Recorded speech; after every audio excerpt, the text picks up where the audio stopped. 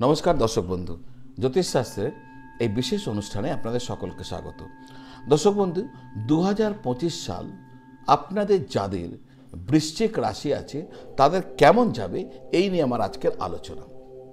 নতুন বছর সামনে, তো নতুন বছর কেমন যাবে এই নিয়ে আমাদের প্রত্যেকের মধ্যে একটা আগ্রহ রয়েছে, আর এই আগ্রহ থাকা স্বাভাবিক।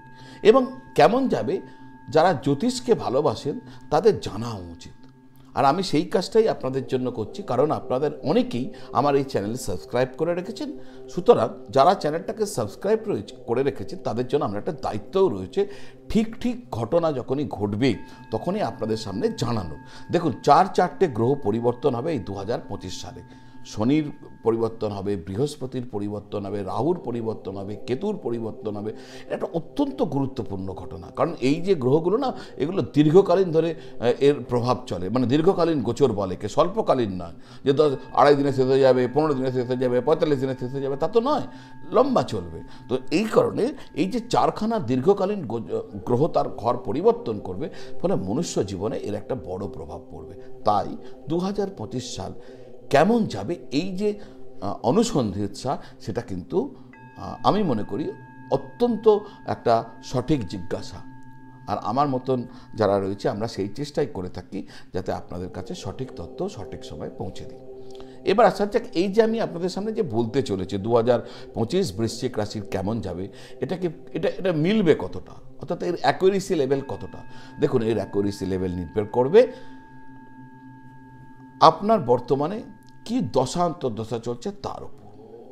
দশা অন্তর্দশা যদি আপনার পক্ষে থাকে তাহলে একরকম, যদি বিপক্ষে থাকে তাহলে কিন্তু তেমন মিলবে না। পাশাপাশি আপনি এই যে শুনছেন না, আপনি বৃশ্চিক রাশি হিসাবেও শুনবেন, আর আপনার লগ্ন কি হতে পারে, আপনার লগ্ন মকর, তাহলে মকর হিসাবেও শুনবেন।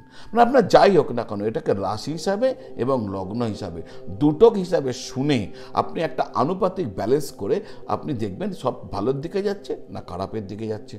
যে সেক্টরটা ভালোর দিকে যাচ্ছে সেই সেক্টরটা আপনাকে এই ট্রেন্ড বলছে যে ওখানে আপনার ভালো হবে, তাহলে জোরদার প্রচেষ্টা করুন ওই ভালোটাকে বাস্তবে রূপায়ণ করতে। আর যেখানটা খারাপের দিকে যাচ্ছে অ্যালার্ট হয়ে যান, সচেতন হয়ে যান, সতর্ক হয়ে যান, ওই খারাপটাকে কতটা আটকাতে পারেন। তো এই হলো বিষয়।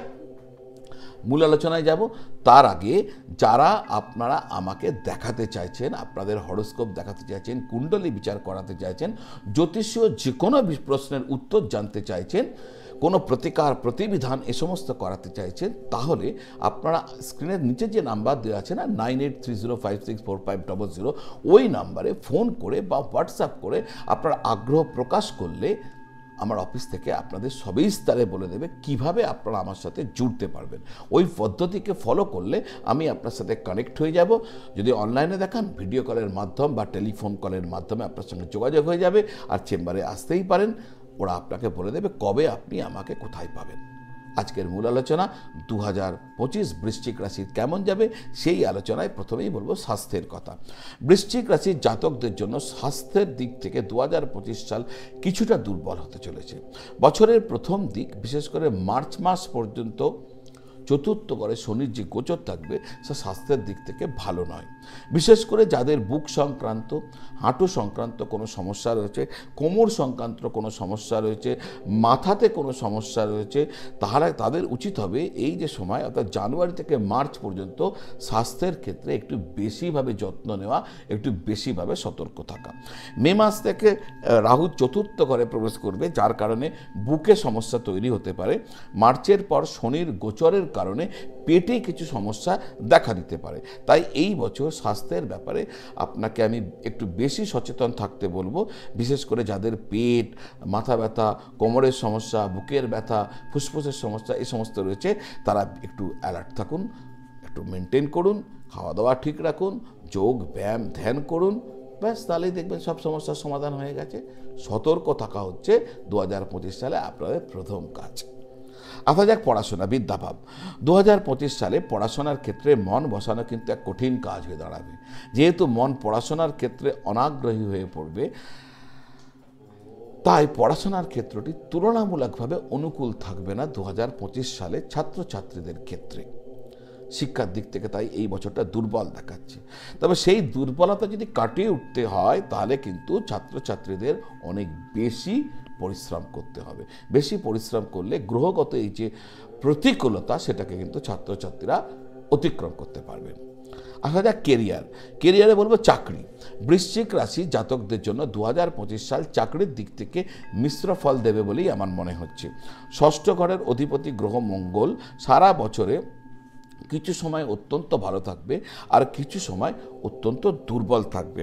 ফলে একটা মিশ্র ফলাফল আপনাকে ভোগ করতে হবে আপনার চাকরির ক্ষেত্রে। মার্চ মাস পর্যন্ত ষষ্ঠ ঘরে শনির দৃষ্টি থাকবে, ফলে চাকরির ক্ষেত্রে আপনাকে কিছু না কিছু অসুবিধা ভোগ করতে হতে পারে। মার্চের পর শনির গোচর পঞ্চম ঘরে হওয়ার পর এই সমস্যা অনেকটাই কেটে যাবে। মে মাসের মাঝামাঝি সময় পর্যন্ত বৃহস্পতির দৃষ্টি আপনার একাদশ ঘরে থাকার কারণে আপনি চাকরির ক্ষেত্রে কিন্তু লাভ পেতে পারেন মে মাসের মাঝামাঝি সময়ের পর। পরিস্থিতি তাদের ক্ষেত্রে একটু কঠিন হতে পারে যারা বিদেশে কাজ করছেন বা দূরে কাজ করছেন বা প্রবাসে কাজ করছেন বা এই সমস্ত দূরকে কেন্দ্র করে কোনো কাজ করার চেষ্টা করছেন। আসা যাক ব্যবসা। বছরের শুরু থেকে মে মাসের মাঝামাঝি পর্যন্ত সপ্তম ঘরে বৃহস্পতির অবস্থান ব্যবসার জন্য কিন্তু খুব ভালো ফল দিতে পারে। মে মাসের মধ্যভাগের পরে বৃহস্পতি অষ্টম ঘরে প্রবেশ করবে, রাহু চতুর্থ ঘরে প্রবেশ করবে, কেতু দশম ঘরে থাকবে। এই সময়টা কিন্তু ব্যবসায়িক সিদ্ধান্তের জন্য ভালো নয়। এই যে আমি আপনাকে অ্যালার্ট করছি না ব্যবসার ক্ষেত্রে 2025 সালে, এই সময় যদি আপনি অ্যালার্ট থাকেন না, এই যে আপনারা আমার যে অনুষ্ঠান দেখছেন, লাভ কি অনুষ্ঠানটা দেখে, এটা লাভ। আমি আপনাকে অ্যালার্ট করছি এই সময়টা আপনার জন্য ভালো নয়। আর যদি দেখা যায় যে আপনার দশান্তর দশাও ভালো যাচ্ছে না, নেই, তাহলে কিন্তু এই ধরনেরই ঘটনা ঘটতে চলেছে। তাহলে এই যে আমি আপনাকে অ্যালার্ট করছি, তাই এই ধরনের অনুষ্ঠান আপনি যদি দেখবেন তাহলে নিশ্চয়ই আপনি লাভ পাবেন। আপনি অ্যালার্ট থাকুন। অ্যালার্ট থাকলে কী হবে, আপনি দেখবেন আপনার ব্যবসায় যে প্রবলেম হওয়ার কথা ছিল সেটাকে আপনি আটকাতে পেরেছেন। তো মে মাসের মধ্যভাগের পরে ব্যবসাতে কোনো বড় ঝুঁকি নেবেন না, কোনো বড় বিনিয়োগ করবেন না। অত্যন্ত ঠান্ডা মাথায় ব্যবসাকে পরিচালনা করুন। কোনো রকম বাদ বিবাদ উত্তেজনা থেকে নিজেকে দূরে রাখবেন। আসা যাক আপনার আর্থিক ক্ষেত্র। আপনার একাদশ ঘরের অধিপতি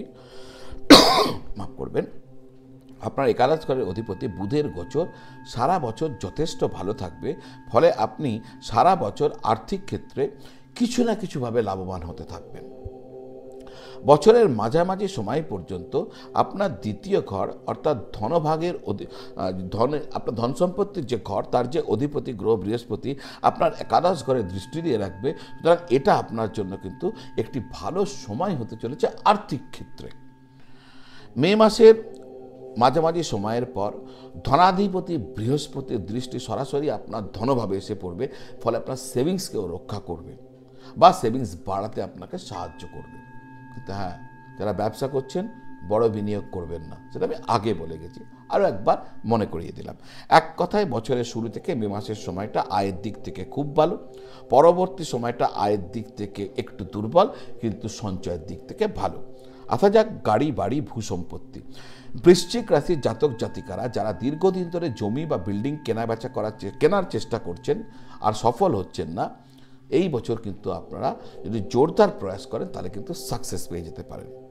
মার্চ মাসের পর চতুর্থ ঘর থেকে শনির প্রভাব শেষ হয়ে যাবে। ফলে জমি বাড়ি ফ্ল্যাট ইত্যাদি কেনার ক্ষেত্রে যে প্রতিবন্ধকতা এতদিন চলছিল তা কিন্তু কেটে যাবে আর আপনি সফল হতে পারেন। গাড়ি কেনার দিক থেকে এপ্রিল থেকে মে মাসের মাঝামাঝি এই যে সময়, সেটা কিন্তু অনুকূল। আর এই সময় জোরদার প্রয়াস করলে আপনার গাড়ি কেনার ইচ্ছা পূর্ণ হতে পারে। প্রেম এবং বিবাহিত জীবন। মার্চ মাসের পর থেকে শনি পঞ্চম ঘরে প্রবেশ করলে প্রেমের সম্পর্কের ক্ষেত্রে রোমান্সের অভাব ঘটতে পারে। শনিদেব আপনার পঞ্চমে থাকবেন, তিনি ন্যায়ের দেবতা। যারা সাচ্চা প্রেম করছেন তাদের কোনো সমস্যা হবে না, কিন্তু যারা প্রেমের মধ্যে ছল কপটতা এই সমস্ত রেখেছেন তাদের জন্য কিন্তু দুঃসময় আসতে চলেছে এই সময়তে। মোটের ওপর বছরের প্রথম ভাগে আপনার প্রেমের জীবন ভালোভাবে উপভোগ করতে সক্ষম হবেন। বছরের দ্বিতীয়ার্ধে আপনি মিশ্র ফল পেতে পারেন। বৃশ্চিক রাশির জাতক জাতিকারা যারা বিবাহের বয়সে পৌঁছেছেন বা বিবাহ করার জন্য চেষ্টা চলছে, বাড়ি থেকে চেষ্টা করছে বা আপনারা নিজেরা করছেন, তাদের জন্য কিন্তু 2025 প্রথম অংশটা অর্থাৎ মে মাসের আগে পর্যন্ত সহায়ক হতে চলেছে। মে মাসের মাঝামাঝি সময় পর্যন্ত বিবাহের ক্ষেত্রে খুব ভালো ফল দেবে বলে মনে হচ্ছে, কারণ এই সময়ের মধ্যে আপনার পঞ্চম পরের অধিপতি বৃহস্পতি সপ্তম ঘরে থাকবেন, যা একটি সাধারণ বিবাহকে সম্পাদন করতে অর্থাৎ বিবাহ সম্পাদন করতে একটি সহায়ক ভূমিকা নিতে পারে। আর যারা প্রেম করছেন, প্রেমকে বিবাহে কনভার্ট করছেন, তাদের ক্ষেত্রে কিন্তু অত্যন্ত উল্লেখযোগ্য ভূমিকা নিতে পারে, অর্থাৎ প্রেম বিবাহের ইচ্ছা প্রেমিক প্রেমিকাদের পূর্ণ হতে পারে। বছরের প্রথম অংশটি দাম্পত্য জীবনের ক্ষেত্রে ভালো ফল দিতে পারে। পরবর্তী সময়ে বৃহস্পতি অষ্টম ঘরে প্রবেশ করলে এবং শনির দৃষ্টি সপ্তম ঘরে পড়ার কারণে দাম্পত্য জীবনে কিছু অসঙ্গতি বা ভারসাম্যহীনতা দেখা দিতে পারে। এখানে একটু সতর্ক আর সচেতন থাকার পরামর্শ দিয়ে রাখলাম। তো দর্শক বন্ধু, এতক্ষণ পর্যন্ত যদি আমার এই অনুষ্ঠান দেখেছেন, তাহলে অনুগ্রহ করে, যদি এখনও আমার চ্যানেল সাবস্ক্রাইব করেননি, তাহলে চ্যানেলটি সাবস্ক্রাইব করে বেল আইকন প্রেস করে দিন। এই ধরনের অনুষ্ঠান আপনার কাছে নিয়মিত পৌঁছাতে থাকবে। আজ এই পর্যন্ত। আপনারা সবাই ভালো থাকুন আর সকলকে খুব ভালো রাখুন। নমস্কার।